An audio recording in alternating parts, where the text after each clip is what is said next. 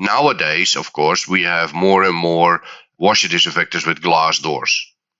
So if there are glass doors, you can see the spray arms turning. If they're clogged, because they turn to the water pressure, that makes the arm turn. So if there are spray arms clogged, they will not turn. But you have to see it, you have to realize it, and what do? Do you stop the cycle? I don't know. Rising above the ultrasonic cleaners and the clanking of stainless steel are the ideas and voices that are changing an industry. You're listening to the Beyond Clean podcast, the central nexus for people, processes and products that are improving our sterile processing world. Each week we speak with frontline technicians, CEOs, engineers and entrepreneurs with a common goal to help you fight dirty, every instrument, every time. Whether you're tuning in for education or inspiration, we're glad you did. Now turn on those washers and turn up the volume. It's time to go Beyond Clean. This week, Rene Vis, International Product Line Manager of Steam Sterilization at Steelco Group, joins us here in Season 17 to talk about the washer disinfector. And Hank, as you title these, and you're really a title master. You come up with so many good ones. Talking about the magic box and how we're going to demystify it today as we talk with Rene, who is a past guest and myth-busting panel discussion guest. So those of you that have been with us for a while definitely know who Rene is. And if you're new, well, buckle up. We've got a lot of knowledge drop today. So, Justin, washers, disinfectors, they are the beginning step of that deep clean process. Obviously, we got pre-clean, we got the manual clean prior to that, but this is really where the first big equipment impact on your instruments come if you're not going through the ultrasonic first. Very critical step, and obviously it's number 2 in this season. And we always love talking with this global perspective. That's why we love having guys and gals like Rene in who can speak from both sides of the pond and around the globe. So it's going to be a great interview and episode regardless of where you're tuning in from. So buckle up and get ready. All right, stay with us. We're going to be right back. Rene Vis, International Product Line Manager, Steam Sterilization at Steelco Group.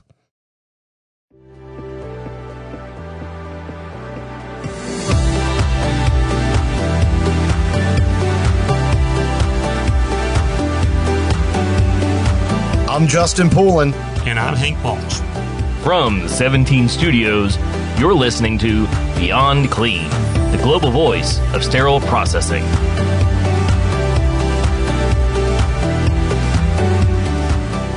Joining us now is Rene Vis, International Product Line Manager of Steam Sterilization at Steelco Group. And Rene, you've been on the show before. It's been a little while, and you also participated in one of the most successful events of Beyond Clean all time.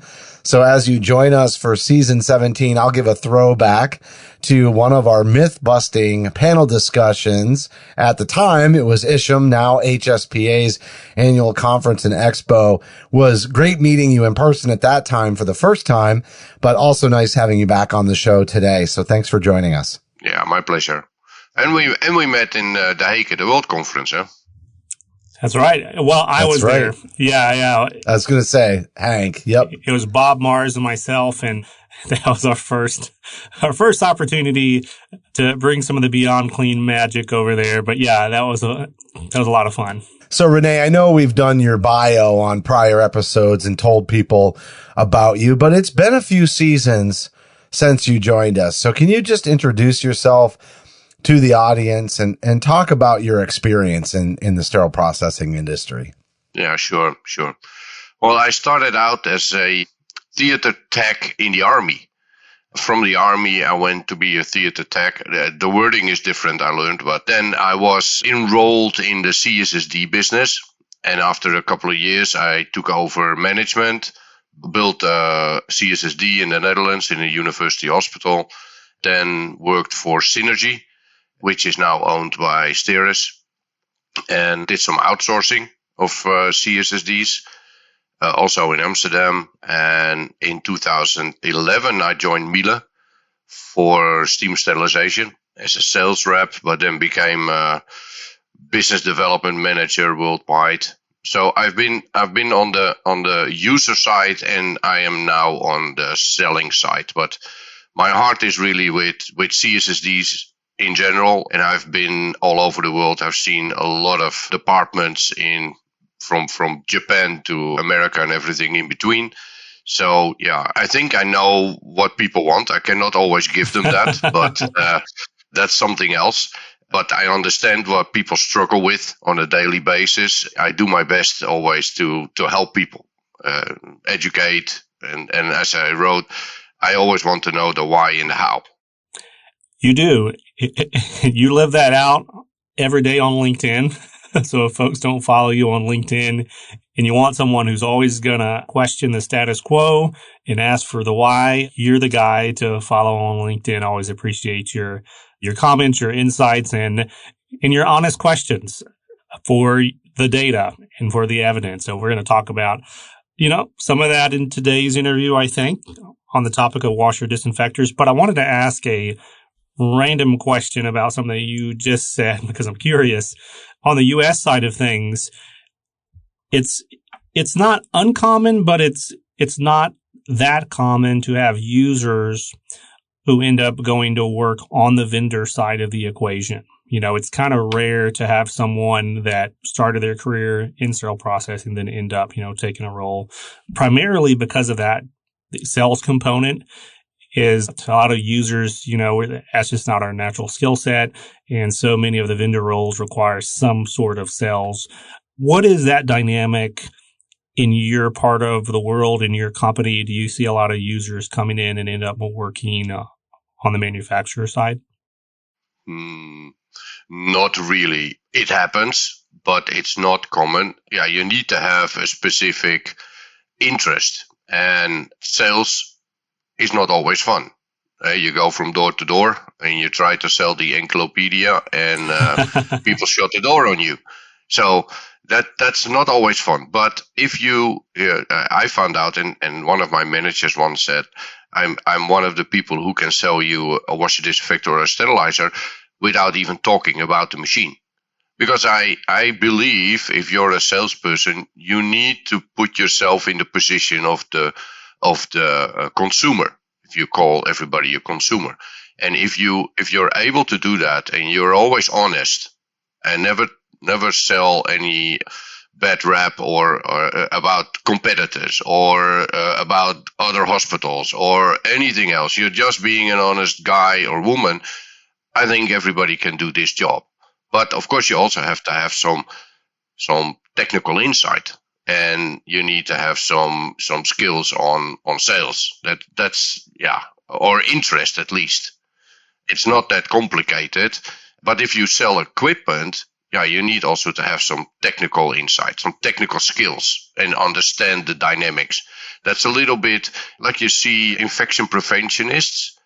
They are I call them, they're on the soft side. They're on the patient side. They look at procedures. People who do CSSDs or SPDs, they look on the hard side, on the equipment side, on a button, on a pressure, on a time, on something else, something that you can control. So if you have that, then I think it's possible. Well, speaking of the hard side or the technical side, let's get into the equipment. That's the topic of this episode, which is these washer disinfectors. And, start as if you're talking to maybe a new technician or maybe a student who's coming into the industry, or potentially an old timer who's just kind of taken all these things for granted. But how would you describe this piece of equipment, and when and why it's needed in our roles as sterile processing to take something from dirty to clean to sterile? Yeah. Well, I always begin with the Sinner circle. A lot of people are familiar with the Sinner circle, but the Sinner circle is the balance between the four components of cleaning. That is time, temperature, mechanical action, and chemistry. These four things are balanced. For instance, if you say, I want to do manual cleaning, then you need time, yes. You need a little chemistry, but you need a lot of elbow grease. You need a lot of mechanical action. And temperature is limited because otherwise you can't put your hands in the water. So if you can have a machine that can pump up these individual items, like you have a machine that is able to do a higher temperature, is able to do a controlled mechanical action, that is the water spray, and you can control the chemistry, and you can control the time. This is a more an easy to control system. So from manual cleaning to automated cleaning, if you understand the sinus circle, you will understand that that's better. If you project that to what you do at home, think about manual laundry cleaning and a washing machine. It takes more time, maybe. It gets cleaner, maybe. The chemical dosing is controlled. It's a bit like that. And I always love to compare things with household things, because then people understand it's not rocket science. It is common sense. Mm-hmm. And I want to ask about the loading conversation, because this is often a debate in the household, I think, between husbands and wives around loading of the dishwasher. And, even if it's not a debate, sometimes even loading a washing machine that will check off all those boxes that you mentioned. And we can kind of bring it back to the washer disinfector of all things being equal. It does control the time. It does control the temperature, the mechanical action, and the chemistries. And yet there's still this little component of that human factor of loading. So talk us through specifically that importance in this context. And then if you want to apply it, to how dishwashers and everything else works, you can. Yeah, no. When a manufacturer designs a machine, the machine is certified in Europe or a 510K in the United States. And the system is certified. So that means your washer and your racks. You got specific racks for specific applications. And there is a user guide how to load these racks. What do you need to do? Because that is how the manufacturer type tested the system. The system is type tested with the proper water quality, the proper temperatures, the proper chemical components, specific pumps, and all these other things. The first thing that you need to do if you get a new machine or you want to buy a machine, make yourself aware of the user manual, especially for the loading racks. Because in those loading racks, just like with your dishwasher, you don't put the pan in the normal position like you cook in a dishwasher. You put it in a position where it's able and possible that you can clean the item and it will not be a bowl of water at the end. The other thing is overloading of trays. There is an enormous production pressure, of course, on the SPD. So you want to get your stuff as fast enough out of your sinks, then into your washers, and then into your packaging area. So sometimes we see that people put as much stuff into the washer because it saves time. But everything needs time. You cannot speed up the process. The sinus circle is what it is. If you want to save time, you have to do something else. So overloading trays is dangerous. So I think in my experience as a salesperson or a technical person who is involved in the delivery of the machine and commissioning of the machine, that person should stay at that hospital for 1, 2, 3 days or the first week after startup to instruct the SPD how to load the washer disinfector in the correct way. Because that's the essence of things, just like with your dishwasher. I want to go back, and I probably should have asked this question before, but, we love having on Global Insight, specifically to questions that overlap. Like we've talked a lot, I know, on LinkedIn and even in your previous episodes. There's a lot of commonalities in the global space for what we do and how we do it. And this equipment piece is no different. But can you give us some insight at that global level of the different variations of washer disinfectors in this space? Like, what are those kind of key categories when folks would be purchasing or using these devices that would fall into? Yeah. Well, if you're speaking about a washer disinfector, it's always a single chamber machine with the ability to wash and disinfect. That means washing at a specific temperature with chemicals and disinfect at the disinfection temperature. There are machines, they're not sold as much, but there are machines with a built-in ultrasonic cleaner. There are machines with multi-chambers. So not a single chamber, but multi-chamber. There are machines or installations with a separate pre-cleaning, cold water pre-cleaning machine, and then a transportation to the washer disinfector. The washer disinfector can be 1 chamber, 2 chambers, 3 chambers, 4 chambers. So yeah, there are multiple options how to do that. Then there are some exotic ones. There is probably, you've seen it also, a vacuum boiling machine where the whole machine is under vacuum. I have never ever seen a validation report of that machine, so I don't know.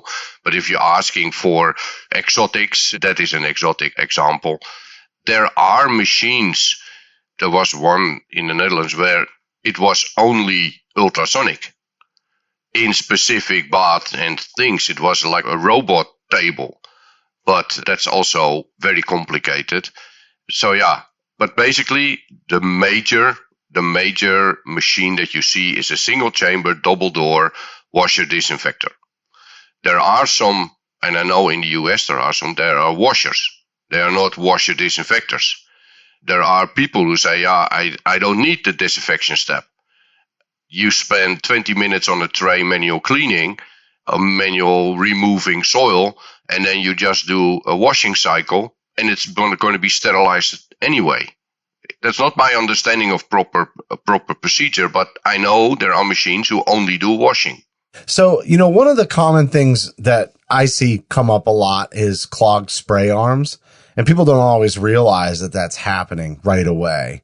And so I'm going to use this to kind of take us to some best practices, because I feel like most best practices are built around being proactive or preventive for issues like that so that we identify them ahead of time. But I think that's just such a great example for us to leap off from.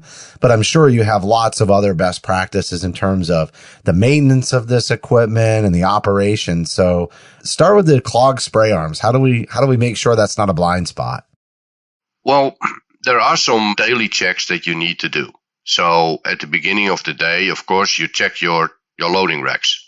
You see if the spray arms are even turning. They can also be completely frozen.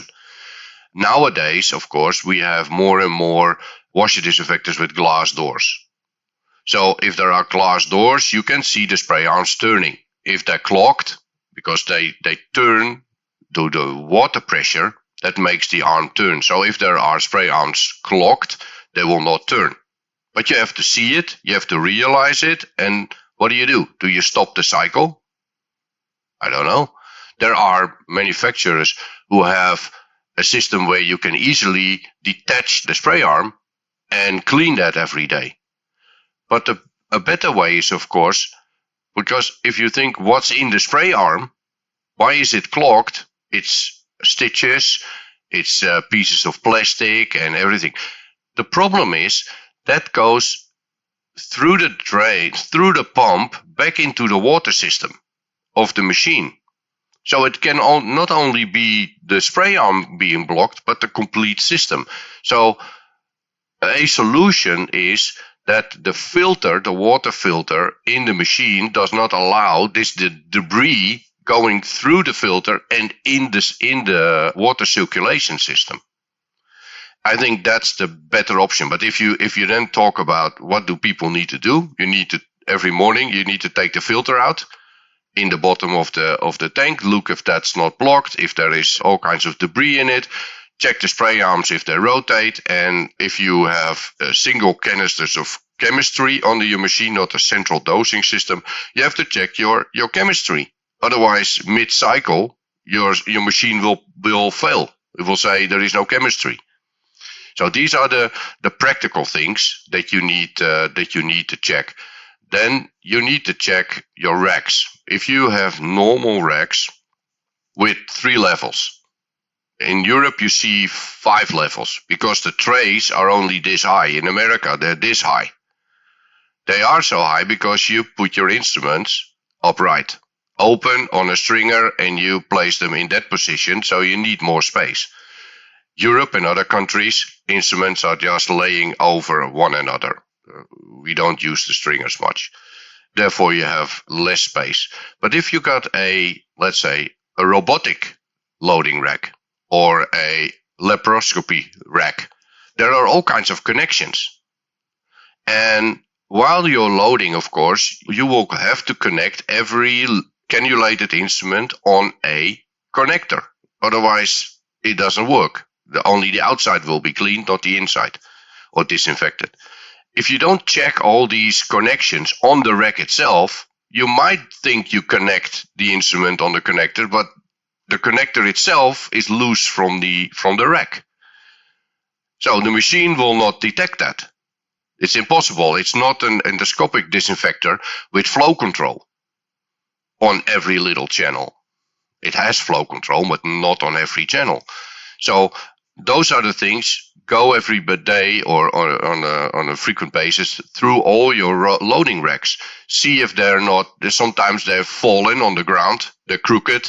Sometimes the connections are loose. Sometimes the spray arms are not connected at all. I've seen there are some manufacturers who have spray arms that you can take out, completely out, and then you can load a higher tray.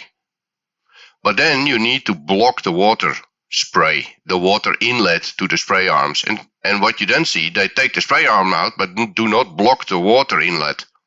What then happens is that you got a big spray going nowhere in your washing disinfector. Can I ask you kind of a related question? Like you mentioned the cannulas and the lumens, and I don't know if we've gone back and forth about this before on LinkedIn or not, but it's a question of recalls. And we know, as Justin alluded to before, we had you on the myth-busting debate defending parametric release on the steam sterilization side of things. Where do you sit on that question for these washer disinfectors? Like, how do we know if a load has technically failed? Is it just the equipment and the alarms are going to tell us, hey, this didn't work? Or is there anything else that we need to be watching for in our day-to-day kind of user activities with this equipment? Yeah. I think it's personally a little bit silly that we don't register all the parameters of our washing cycles. We do. The machine is able to do that. If you're lucky, the sterilizer the data will be collected somewhere, and you can release a load based upon the parameters of your sterilizer. How many people, even in Europe, collect the data of your washer disinfector? Very few. Like a graph. Very few. And we all say cleaning and disinfection is the most important part of our whole process. Sterilization is easy. So I think, in my personal opinion, somebody loads a washer, starts a cycle. If there is no alarm, there's no breakdown, there is no alarm. The door opens, you take the load out, then you look for the cycle profiles and the data from your cycle. You verify if all the temperatures are met and the chemical dosing was okay, because that's all recorded by these machines. Last but not least, you look at the loading rack. If there are instruments that need to be connected and they're loose, if there is a bowl filled with water on top of the rack and that flips over, the load should be rejected because that bowl was filled with whatever. So I think it is two things, just like with the sterilizer. If a sterilizer unloads, you look at the load. If it's wet, if it's torn, if the wrapping is not okay, if there is anything else, then you can reject the load. I think this should be do the same with the washer disinfector. Check the data, check the protocols, check the load. Anything wrong with either of these, then of course you consult somebody who can help you with the decision. In the worst case, push it back into the washer and run it again, or rearrange the load and run it again. That's the responsibility of an SPD technician. I think that's great insight and challenge, at least here for the U.S., for us to get that kind of list together for like, what are the reasons that you would reject a washer load, including those parameters of the washer itself, to your point. But I've seen a lot of equipment out there that, has a printer and it's just printing into the wind because the paper has run out, months and months and months ago. And so there's zero record. And often the printer is on the loading side. Right. Yeah, exactly. No, that's also true. The install piece of this, if you're designing a new department or you're designing maybe like a renovated apartment and you're considering this question of washer disinfectors, like what are some insights that you can share that users should be thinking about in planning to upgrade or planning a new build, as I said, that maybe they wouldn't know unless someone on the inside like yourself, said, hey, you need to consider these things? Yeah. Well, the first thing you need to consider is standards. So if you want to buy a machine, and those are not silly amounts of money that you have to spend to buy a washer disinfector, it's whatever, $70,000. Do your research. Don't only spend the research on the machine itself, but also on the accessories. Because the machine will probably work, but the accessories, like, are there enough loading carts of specific types? Do you have a robotic surgery? You need a robotic loading cart or multiple. If you want to speed up your process, is there space for automatic loading or unloading? Those are the things that will bother you for the lifetime of the machine. If you don't think about that, it needs space, it needs to be planned. If you look at the standards, there is an ISO standard, 15883. If I talk to anybody in the US at SPD, they've never heard of that standard. It's an ISO standard, it's not European. I have it here, I had to write it up. It's seven sections. The first one is general. Second one is for surgical instruments. Third one is for human waste containers. The fourth one is for endoscopes.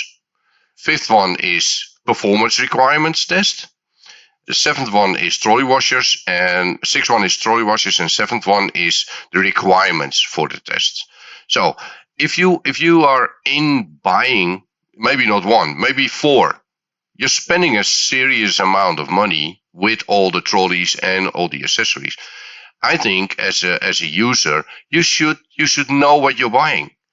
Read those documents, and a 510K is not exactly the same as the ISO 15883, because the 15883 is the guideline how to build the minimal requirements for a washer disinfector.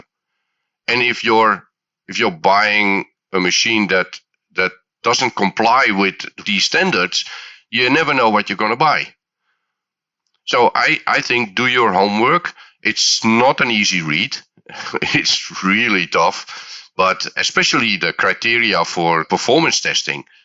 If you buy these machines and then you say, I have them in my department, so what? They're hooked up and we're sure that they work? I don't know. Because the machine is designed based on this standard, but your local situation could be completely different. That standard is made a couple of years ago. But in the meantime, all kinds of new instruments were developed and put on the market, and you still have to clean them and disinfect them. So, yeah, I would say read the standards. So last question, Rene, as we wrap up, what are some misunderstandings about washers and disinfectors that are common that might lead to improper process? That it is a magic device. It will do anything. And it doesn't matter how you load it, it will come out clean. The other thing is that the machine depends on couple of simple things, but chemistry is something else. Chemistry is a huge part of the cleaning efficacy. And then also you need to be sure that there are no residuals at the end. And you got specific programs for specific instruments that cannot tolerate specific chemicals. I know the US is very on enzymatic. Here we are more on pH neutral. And in the past we were very on alkaline, because that's very good for the steel. You're very, very good cleaning performances. But you have to remember, these washer disinfector manufacturers cannot test every chemical component in the world. It's also not allowed to say you have to buy the chemicals from me.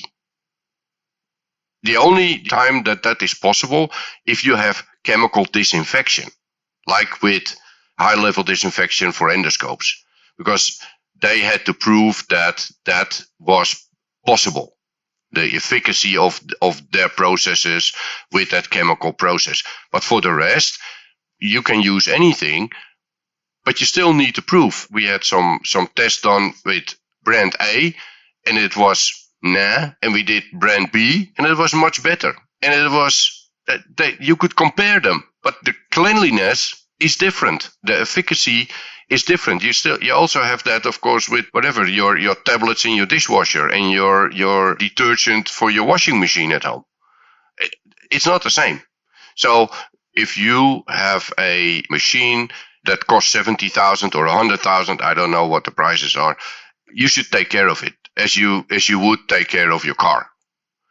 And you should in preventative maintenance, when the people come in, you should ask a report of the status of the machine. Are the pumps working? What is the dosing capacity? Do you see extra deterioration of all the tubing? There is a lot of tubing in these machines. Do they do tests on the water quality? Do they do tests on the electric conductivity? Because there are also machines that have electric conductivity measurements in the final rinse. And if the electric conductivity is too high, that means the water is not clean enough, it will do extra rinses. And the main thing is, I think, and I feel, everybody wants fast processes. I've seen manufacturers super fast process the cut corners because the customer demands it. You cannot cut corners in cleaning, disinfection, and sterilization. Everything you cannot force nature. It's impossible. Yeah, I like what you said there. You can't force nature.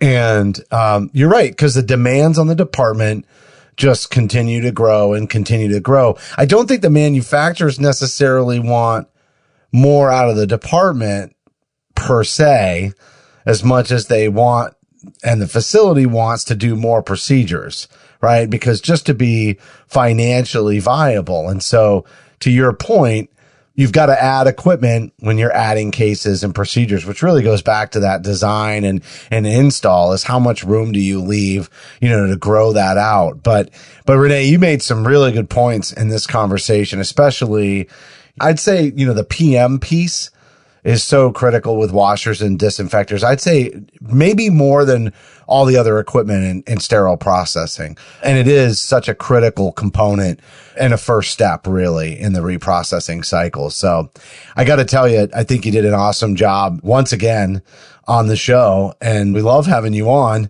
When are you coming back? Cause I think this gap was 14 seasons. So we're going to have to shorten that up next time. That's not up to me, you guys. It's your fault. Good point.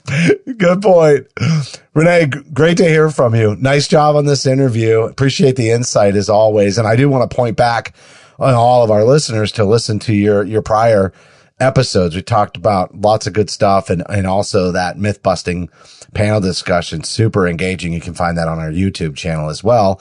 So I know right now you're listening and you don't know necessarily what Rene looks like, but we do have video, and he did a fantastic job. And it was a very interesting discussion. I think we even talked a little bit about parametric release. And so when we talk about those differences from overseas to US, we have a pretty comprehensive interview with you. So thanks again for coming on. It was my pleasure, guys. And let me know. I'm always here. Hank, it's up to you. Okay. Yeah, we'll make it happen. Yeah. It's good.